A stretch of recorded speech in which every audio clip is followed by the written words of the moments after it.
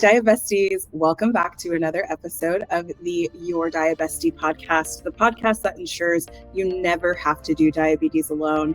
I'm your host, Mila Clark. I live with latent autoimmune diabetes in adults, and today we're diving into a crucial and sometimes misunderstood topic: what causes diabetes? Causes and risk factors to symptoms and testing. We've got you covered on the basics in this episode. So grab your cup of tea or coffee, learn a little bit more about the basics of diabetes with me today, and I hope that you enjoy this episode. This episode is sponsored by the Glucose Guide app, Sigrid Glucose Stabilizer, and BioCare Nutrition. To these sponsors for giving me the ability to host conversations on a platform like Your Diabestie. Let's kick things off and explore the causes of diabetes. Diabetes is like a puzzle, right? A puzzle has multiple pieces and it's complex, and everything has to be put together to see the whole picture. A key piece of diabetes is genetics, which influences our predisposition to the condition. But diabetes is not just in our genes. Lifestyle factors like diet and physical activity also play a significant role impacting our risk for developing diabetes. So putting it simply, diabetes is a chronic and progressive disease that affects how the body processes glucose or sugar. Glucose is a crucial source of energy for our body cells. That's where the hormone insulin comes in. Insulin plays a vital role in regulating our glucose levels. But with diabetes, our bodies either cannot produce enough insulin, or we've become insulin resistant to the effects of insulin. As a result, glucose builds up in the bloodstream, and it can lead to serious health complications if unmanaged. There are more than 10 classified types of diabetes, but for the sake of this episode, we're going to be talking about the most common types of diabetes. That's type 1 and 1.5, type 2, and gestational diabetes. Diabetes occurs when the immune system attacks and destroys the cells in the pancreas that produce insulin. And this type of diabetes is usually diagnosed in childhood or early adulthood. However, it's not always. I am a prime example of that as a person with LADA. Management of type 1 diabetes requires daily insulin injections for management. That could be through basal insulin, bolus insulin, a combination of both, inhaled insulin. There are different insulins on the market that allow people with type 1 and insulin-dependent people with type 2 to be able to manage blood sugars. On the other hand, type 2 diabetes occurs when the body becomes resistant to insulin or doesn't produce enough insulin to regulate glucose levels. And this type of diabetes is commonly associated with lifestyle factors like obesity, lack of a healthy diet, a lack of physical activity. But it is super important to remember those things aren't causes of diabetes. They are factors that contribute to diabetes, but they do not cause it. Only food do not cause diabetes. That's a misconception that we got to get out of the way in this episode. Not a cause. Diet is a factor, but it's not a cause. And rounding out, gestational diabetes is a temporary form of diabetes that occurs during pregnancy. It usually goes away after giving birth, but women who have had gestational diabetes are at a higher risk of developing type 2 diabetes later in life. Speaking of risk factors, there are a few more pieces to this puzzle. History, age, body weight, high blood pressure, those are all factors that can increase our chances of developing diabetes. And understanding these risks helps us to empower ourselves to take care of our health.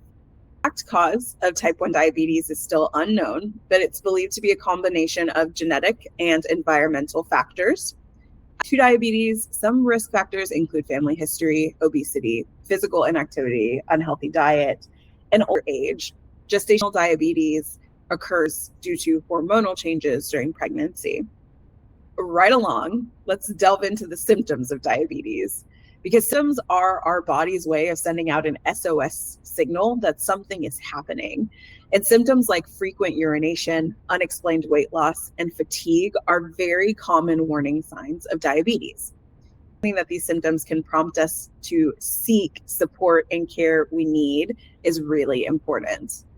Symptoms of diabetes can vary from person to person, but some common signs, as we talked about, include excessive thirst, frequent urination, especially at night, extreme hunger, unexplained weight loss, fatigue, blurred vision, slow healing of sores or cuts, and numbness or tingling in the hands and feet. Experiencing any of these symptoms, it's essential to consult a healthcare provider for a proper diagnosis and treatment plan for diabetes management. Symptoms is key. It's like taking the wheel and navigating your own journey. And if you have followed me for any period of time, you know that I am all about the small changes making a big impact. So incorporating more plants into your diet, balancing fat, fiber, and protein, and staying active are some ways that you can take small steps to make a big difference in your blood glucose readings. I really think it's important to have a plan and to understand what is happening in your body. That can be a game changer, and it can feel so empowering to be able to get the answers that you deserve. Let's talk about getting tested for diabetes. It's super essential to be proactive about our health, and getting tested is a crucial step. These help to paint a clear picture of our blood sugar levels and overall health, and also help to get us on the right treatment plan. So diagnosis of diabetes usually involves a blood test to measure the levels of glucose in the bloodstream. Depending on results, additional tests may be needed to confirm the diagnosis, like my diagnosis of LADA. I had a high A1C, but I had not been tested for antibodies. If I had, probably shown up a little bit differently. So confirming is super important, and that helps determine the type of diabetes that you're living with. Some of these may include an oral glucose tolerance test or a glycated hemoglobin A1C test. We're all familiar, I think, when we have diabetes with the A1C test. It is a 3-month average of your blood sugar concentration. You might have an antibody test like the one I received to confirm my LADA diagnosis. It's important to note that early detection and treatment of diabetes can prevent or delay serious complications like heart disease, nerve damage, kidney disease, and vision loss. And that's why it's crucial to have regular checkups and screenings if you have any risk factors or symptoms of diabetes.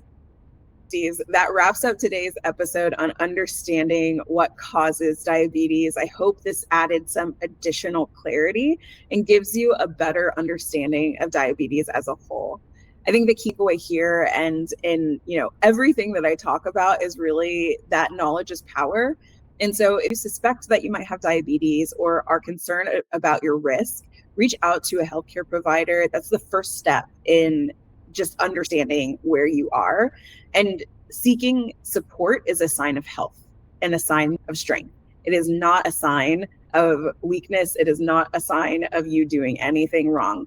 So you're not alone in this journey. And I just am so appreciative of you listening to Your Diabestie. To get the transcript and video of this episode, visit diabestiepod.com and be sure to follow me and let me know what you thought about the episode. I'm at the Hangry Woman everywhere on the internet. So take care. See you all next time. Bye.